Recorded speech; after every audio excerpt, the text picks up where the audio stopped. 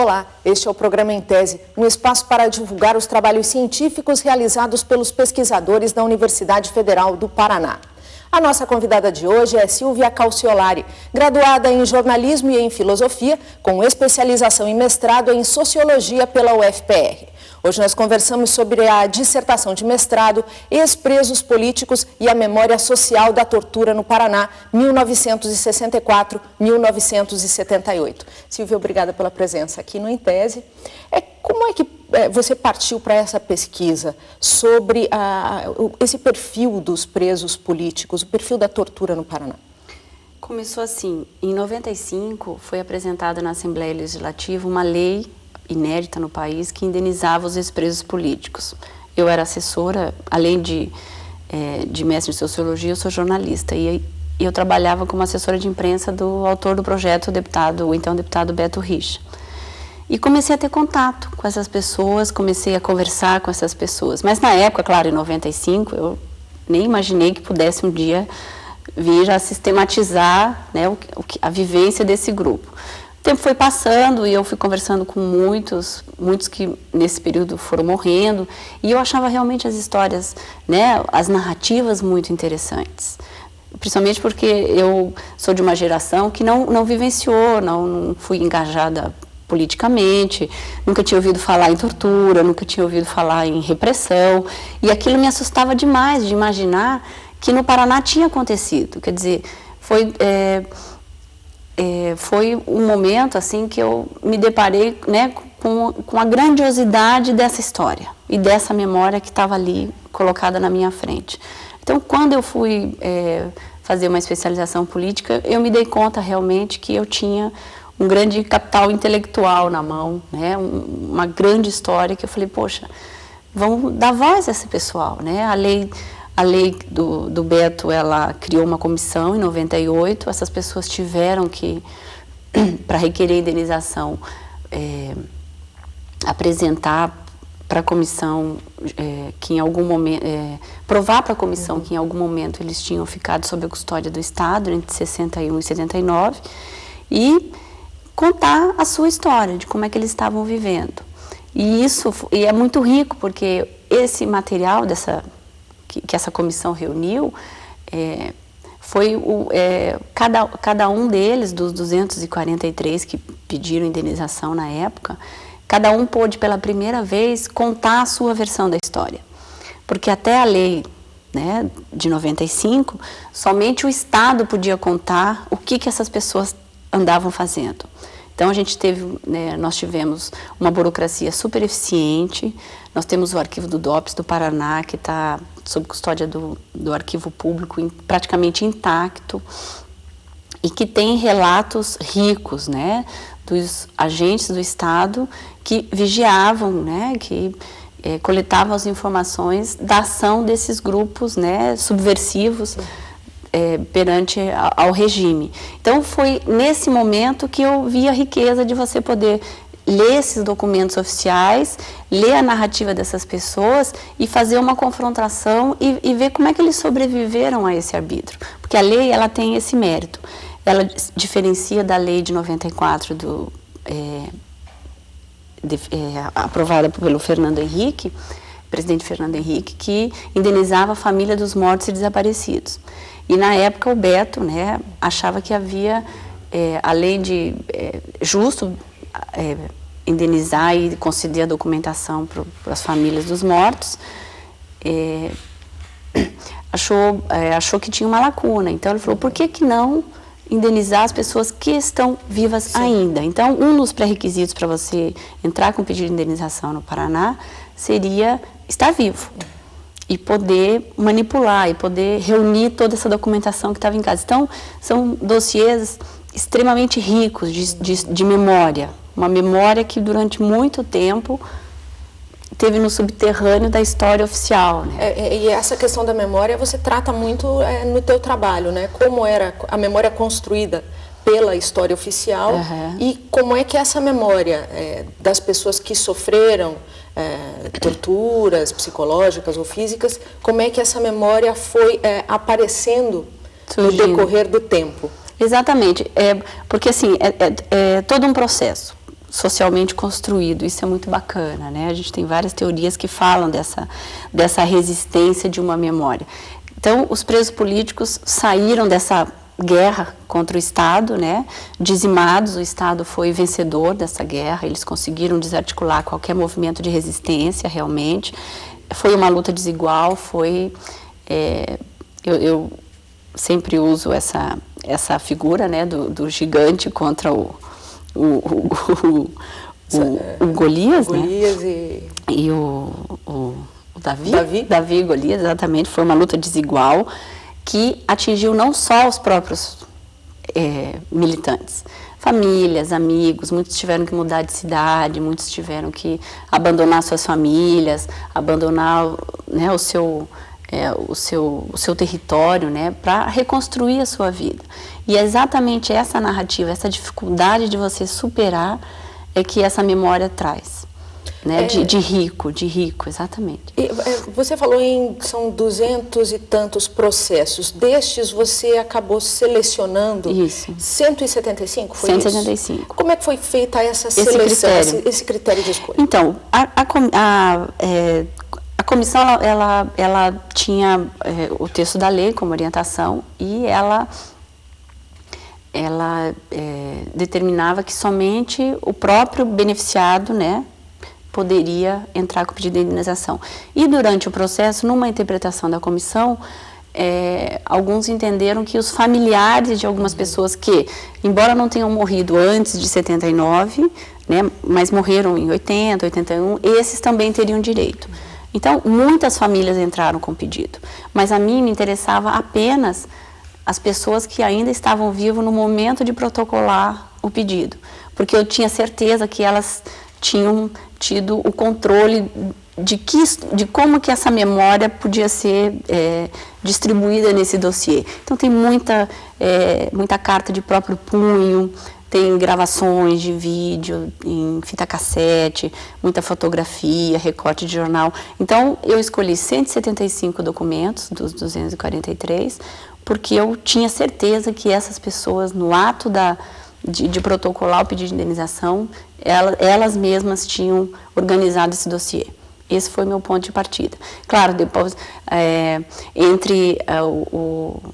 comissão começou a trabalhar em 98, e 6 meses depois ela pagou as primeiras indenizações, o primeiro lote, foram quase 7 milhões, né? E muitos morreram. E aí a família acabou recebendo, depois do espólio, do inventário e tal. Mas para mim o que interessava era saber que no momento de se protocolar, essas pessoas estavam vivas. Isso foi bacana. Então, no próximo bloco, a gente conversa com a Silvia a respeito de alguns depoimentos que ela colheu dessas pessoas que foram presos políticos no Paraná. O Em Tese volta daqui a pouquinho.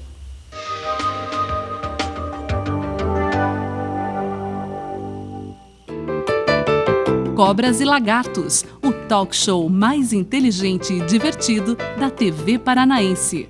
Toda sexta-feira, 19h, o FPR TV, levando a Universidade Federal até você.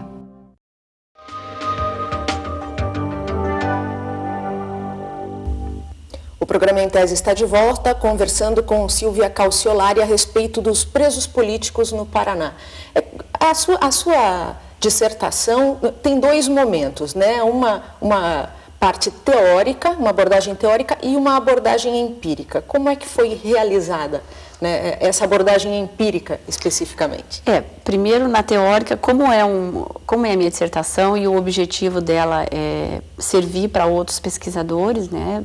Tentar discutir essa questão de forma teórica, né, tratando de burocracia, de memória, de Estado, intolerância, quer dizer, são todas essas questões que envolvem a repressão.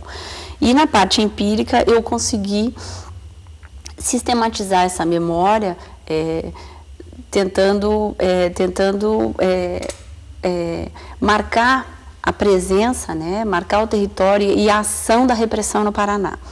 Então, eu respondo 4 questões básicas, né?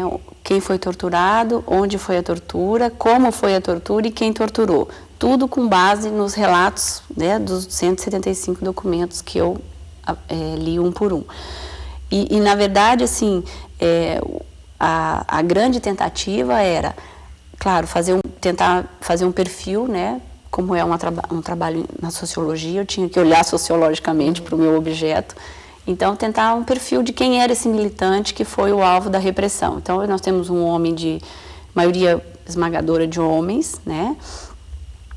Entre 25 e 35 anos, já um profissional liberal, quer dizer, alguém que já tinha família, já era casado, quer dizer, que já tinha, né, toda uma rede de relações sociais e que era engajado politicamente. Então, esse foi o principal alvo da repressão naquela época. E, na verdade, e tentar mostrar que no Paraná também houve casos, né, de sequestro, de tortura, quer dizer, que no Paraná os agentes do Estado também seguiram a mesma lógica, a mesma técnica, todo o mecanismo de repressão, de prisão, de vigilância, de tortura, de sequestro que a gente tem, né, que a gente escuta e ouve dos relatos de outros estados. Por exemplo, claro, não dá para comparar o que aconteceu em São Paulo, no Rio de Janeiro, né, Pernambuco principalmente, foram regiões onde a repressão agiu de forma intensa, eram grandes focos de resistência mesmo. Mas no Paraná teve exatamente tudo o que a gente escuta falar dos outros estados. E num quadro abrindo mais, você vê que é uma lógica toda na América Latina, né, patrocinada pelos Estados Unidos, quer dizer, isso já é comprovado, são vários os documentos que já podem ser pesquisados. Então, na verdade, é isso, mostrar que o Paraná, nesse cenário, né, ele pode ser inserido. Curitiba, nós temos vários locais onde os presos políticos ficaram, eles nunca ficaram misturados aos presos comuns, mas receberam os mesmos tratamentos, porque era assim que o sistema funcionava. Em São Paulo, a gente tem relatos, né, que os presos políticos receberam o mesmo tratamento que ladrão de carro, pequenos roubos e furtos, né, traficantes. Então, era o que muito ficou falado da sociologia do cacete. Isso aconteceu realmente no Paraná. Então, se tem algum mérito no meu trabalho, que dizem que tem, é colocar o Paraná nesse cenário, é tentar mostrar que essa memória, que durante muito tempo, né, essas pessoas foram tidas como bandidos, terroristas, criminosos, né, contra a política nacional, essas pessoas realmente viveram essas histórias no Paraná, que não é ficção. Isso não é, no meu livro não é uma obra de ficção. Você coloca numa parte da tua dissertação, faz uma referência à Operação Marumbi e Operação Barriga Verde. E diz que foram operações assim extremamente rigorosas e violentas. Exatamente. E já em 1975, quer dizer, aí quase à beira do processo da anistia. O que a gente consegue constatar é que enquanto a ação da repressão recrudescia no resto do país, no Paraná ela teve o seu ápice, seu auge assim, de violência explícita mesmo, foi em 75, em outubro de 75, quando foi deflagrada essa operação. Porque ela como era organizada pela 5ª Região Militar, no Paraná, na 5ª Região Militar, ela compreendia Paraná e Santa Catarina. Então, os agentes aqui do estado, do Paraná, iam a Santa Catarina, sequestravam lá os membros do PCB, foi uma ação organizada para aniquilar o PCB no Paraná e no sul do país, e traziam para cá esse pessoal sequestrado. Quer dizer, esse pessoal ficou 15, 20 dias sem a família saber onde estava, em locais clandestinos de tortura, com todo o terrorismo psicológico que se pode ter, né? E eles contam em vários relatos que a morte do Vladimir Herzog, né, foi que o salvou. Né? Porque se ele não tivesse morrido lá e aí a imprensa tivesse divulgado aquela foto dele pendurado na janela lá do DOPS, provavelmente muitos teriam morrido aqui no Paraná. Você também faz um painel de quem seria o torturador. Exatamente. Quem eram os torturadores? Pois é muito interessante essa parte, porque assim, é uma versão, né? O meu livro traz a versão de um grupo, certo? E esse grupo, nos seus relatos, apresentam esses nomes que eu sistematizei por ordem cronológica no final do trabalho. Na verdade, a gente não sabe quem são. Por quê? Porque é muito interessante a coincidência, se você olhar os relatos. Então, a esquerda tinha toda uma ação com base em ensinamentos da guerrilha urbana, né? Então eles trocavam de nome, mudavam de cidade, né? Então muitos aqui do sul iam para o norte, muitos para o norte e nordeste, muitos do nordeste vinha para cá, por isso o alto índice, né, de pessoas de outros estados no Paraná. E trocavam de nome, endereço, profissão e tal. E dentro dos agentes, dentro do Estado, né, que recrutava esses policiais para trabalhar na polícia política, eles também adotavam essa sistemática. Então, todos os agentes usavam codinomes nas sessões de tortura, certo? Então, é muito difícil identificar. Por quê? Porque a maioria do contato que os presos políticos tinham com esses agentes, eles estavam encapuzados, né, eles estavam, ou era escuro, enfim, todas as técnicas, né, de terrorismo ficavam em salas fechadas, sem janela, tal. E então hoje a gente tem lá vários codinomes também, né, do outro lado. Quer dizer, você tem várias pessoas que trabalharam na polícia política, mas que é impossível identificar. Inclusive, muitos dos policiais nem falavam para suas famílias, né? Muitos familiares não sabiam que um membro da família era da polícia política. Eles passavam semanas fora, né, porque eram plantões grandes, né, e, claro, muitos orientavam os seus familiares, olha, não fale mal do governo, não vá em reuniões, não vá em tais manifestações, porque tinha muitos agentes infiltrados, né. E do contato com os ex-presos políticos, que você chegou a ter esse contato, a entrevistar alguns deles, o que eles têm em comum e eles guardam ainda a esperança? Exatamente. Eu acho que a grande lição, né, e a gente tem sempre que tirar grandes lições de todos os momentos históricos, é que essas pessoas, né, lutaram contra um sistema super organizado, super eficiente. A burocracia, o Estado, né, a burocracia repressiva não errou, não prendeu ninguém por engano, certo? Ela foi exatamente nos líderes, nos militantes mais engajados politicamente. E, claro, a tortura, ela tem duas finalidades, né? Você tortura solta, e ele espalha o terror perante o seu grupo, né? E, além dessa pedagogia do terror que a tortura pressupõe, ela também quer te desmontar, ela quer acabar com a sua identidade. Né? Então, a gente tinha militantes engajados que, depois de algumas sessões de tortura, nunca mais quiseram participar de nenhum movimento contestatório, né? Nenhum movimento que fosse em que eles corressem o risco de passar por aquilo de novo. Então, na verdade, depois de muito tempo, né, de contato com os ex-presos políticos, claro, o meu trabalho não é um trabalho psicológico, porque a gente sabe que o trauma, ele é vivenciado, né? Eu e você podemos ter a mesma experiência e você tem uma memória diferente da minha, né? As pessoas trabalham diferente isso. Mas todos, dos que eu consegui conversar e as histórias que eu ouvi, todos continuam acreditando naqueles ideais que a repressão não conseguiu apagar. Quer dizer, ela conseguiu tirar do espaço social, ela conseguiu eliminar, né, qualquer engajamento político e tal. Mas todos eles com quem eu conversei, eles têm os mesmos desejos que nós hoje temos na sociedade, né? Que é uma sociedade mais justa, sabe? Um governo sem corrupção, sem arbitrariedade, quer dizer, de forma que a gente possa, com responsabilidade, fazer as críticas ao governo, né?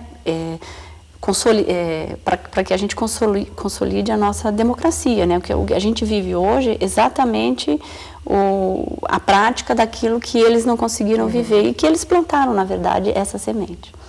Silvia, muito obrigada pela sua participação aqui no Em Tese. E para quem quiser conhecer o trabalho da Silvia, foi lançado um livro, que é a dissertação de mestrado.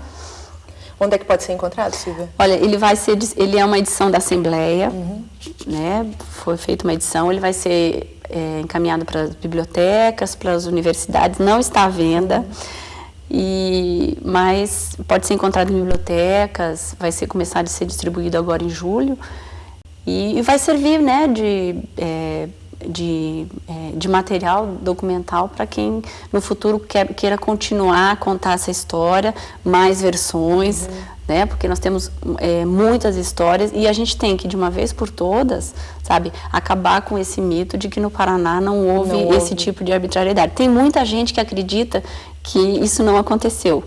Então, na verdade, a gente precisa trabalhar o nosso passado para que a gente tenha referências para um futuro sem esse tipo de ação, né? Ok, muito obrigada. Obrigada, querida. E o Em Tese de hoje fica por aqui. Envie suas críticas e sugestões para o programa pelo endereço emtese@ufpr.br. Até o próximo programa.